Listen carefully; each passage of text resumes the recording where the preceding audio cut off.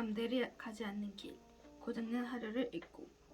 고장난 하루는 강박증 환자 아나에게 브루노가 다가가면서 이야기가 시작된다. 브루노는 아나가 강박증 환자라는 말을 듣고 두려워하지만 아나를 이해한다. 아나는 가고 싶었던 베를린을 브루노와 함께 가면서 강박증을 이겨내려고 노력한다. 이 책에서 아나는 강박증을 앓고 있다. 아나는 고고학자가 되는 것이 꿈이다. 하지만 강박증 때문에 고고학자가 되는 꿈을 포기하려는 것이 너무 안타까웠다. 그래도 브루노를 만난 것이 참 다행이고 브루노 덕분에 수학여행 간 것도 좋았다.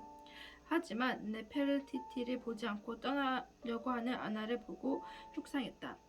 브루노가 아나를 설득해서 보게 했을 땐 브루노가 없어서는 안 될 친구라는 사실이 고마웠다.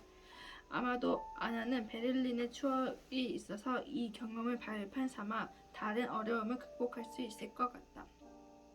아나의 부모님은 아나를 다른 아이들과 다르게 키우려고 한다. 아나의 엄마는 현실적이다. 그래서 아나의 수학여행을 반대했다. 어떻게 보면 부정적으로 보일 수도 있다.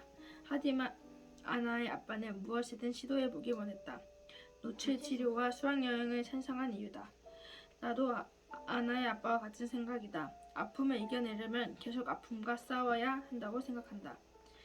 우리나라의 경우 장애가 있으면 숨기려고 하지만 고장난 하루처럼 장애가 있어도 당당했으면 좋겠다. 아나처럼 떳떳하게 세상 밖으로 나왔으면 좋겠다. 아나도 비록 지금은 강박증을 앓고 있지만 나중에는 강박증이 없어지거나 없어지지 않더라도 부끄러워하지 말았으면 좋겠다. 고고학자가 되어서 강박증을 앓고 있는 사람들에게 희망이 되었으면 한다. 아나의 엄마도 생각을 바꾸면 좋겠다.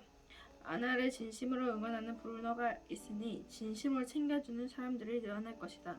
물론 나도 아나의 미래를 진심으로 응원하겠다. 아나가 자신이 여행 가기 힘든 것을 알면서도 브루노와 함께 여행을 간 것을 보면 무엇을 해도 자신감이 생길 것이다. 아나가 브루노와 함께 두려움을 극복해 가는 과정이 참 보기 좋았다. 누군가와 함께 하면 장애를 극복할 수 있다는 점을 발견했다. 혼자가 힘들면 도움을 요청하는 것도 좋겠다.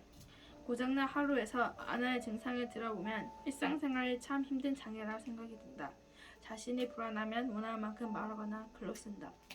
병균과 병에 대한 공포와 전염을 예방하기 위해 반복해서 몸을 씻기도 한다. 하지만 이런 힘든 병을 갖고 있어도 아나가 꿈을 포기하지 말았으면 좋겠다. 물론 강박증 때문에 실패가 있을 수도 있다. 두려움이 있어도 남들이 가지 않는 길을 갔으면 좋겠다. 아나에게는 강박증이 없어질 것이라는 희망도 있을 것이다. 아나는 강박증 환자가 하기 힘든 여행을 갔고 브루노가 있기 때문이다. 가족들이 노출 치료를 하게 했고 사랑을 아낌없이 주고 있다.